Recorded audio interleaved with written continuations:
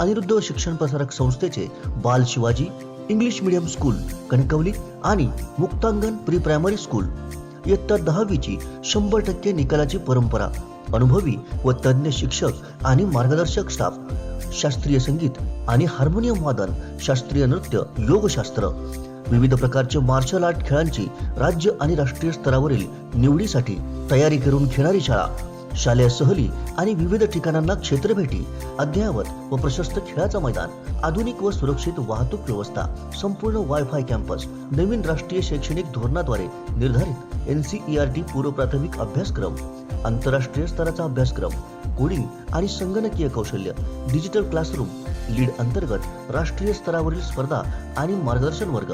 आजच प्रवेश घ्या.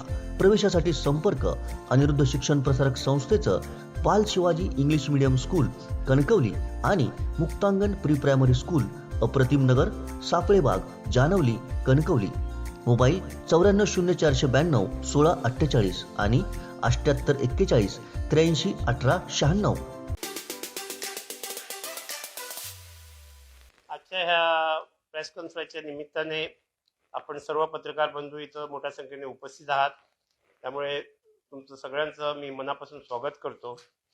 आजचा जो प्रेस आपण बोलवला आहे त्याचं निमित्त म्हणजे परवा तरुण भारतचे प्रतिनिधी माननीय तेजस देसाई,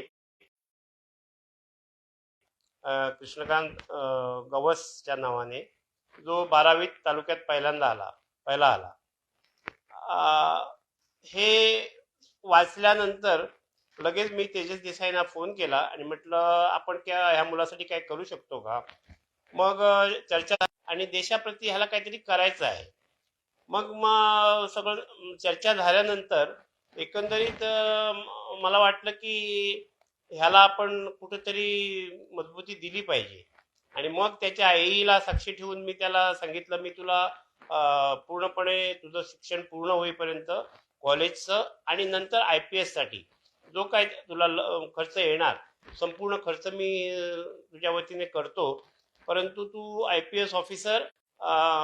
तो जरा घाबरल्यासारखा झाला, पण नंतर मी त्याला लगेच सांगितलं, मला जर तू गुरुदक्षिणा जर दिली पाहिजेस तर तू IPS ऑफिसर झाल्यानंतर भले तू कलेक्टर होशील किंवा इतर अधिकारी होशील, तर तुझ्या आयुष्यात किमान 3 लोकांना तू IPS ऑफिसर केले पाहिजे. आणि जर हे केलेस तर माझी गुरुदक्षिणा परत मिळाल्याचं मला समाधान होईल, असं सांगितल्यानंतर तो मुलगा गेला. पण त्याच्यानंतर सातत्याने एक विचार आला की आपल्या तालुक्यात, कारण मागची 5, 6, 7 वर्ष आता मी बघत आली की आपल्या तालुक्यापुरतं जर मर्यादित राहिलं आणि तालुक्यातल्या तमाम आई वडिलांना, तमाम मुलांना, तमाम इथल्या शाळेच्या हेडमास्टर टीचर्सना जर आपण आवाहन केलं की ह्या पुढे दरवर्षी येणारा एक मुलगा आणि एक मुलगी जो गरीब असेल परंतु टॅलेंटेड असेल आणि त्याला तीव्र इच्छा असेल की बाबा मला देशासाठी काहीतरी अधिकारी बनायचं आणि मला देशाची सेवा पूर्णपणे भ्रष्टाचार मुक्त करायची आहे, अशी ज्याला एक ऊर्जा आहे किंवा विचार त्याचा आहे, तर अशा व्यक्तीला आपण दरवर्षी एक मुलगा किंवा एक मुलगी आपण दत्तक घ्यावी. भले खर्च किती येऊ तो आपण हे करू त्यांच्यासाठी.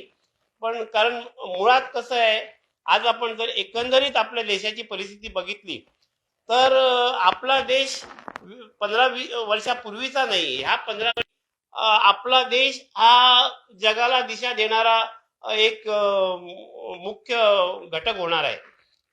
त्याच्यामुळं दुसरी गोष्ट, आर्थिक बाबतीत पुढच्या 2 वर्षात $5 ट्रिलियन इकॉनॉमी आपली देशाची होणार आहे.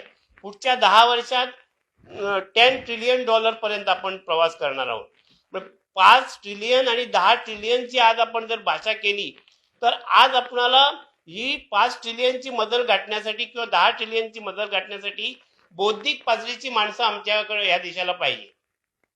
आणि त्याच्यामुळं प्रत्येक नागरिकाचा, जो नागरिक आर्थिक बाजूने सक्षम असेल तर निदान विचार तरी केला पाहिजे की माझ्या आर्थिक पाठबळामधून आपण देशासाठी गरिबीतून आलेली जर टॅलेंटेड मुलं आपल्या देशाला दिली तर आपल्या देशाचं भवितव्य उज्ज्वल निघेल आणि ह्या गरीब लोकांना देशासाठी सेवा करण्याचा आपण स्वीकारावा आणि त्यांना देशाला सुपूर्द करायची.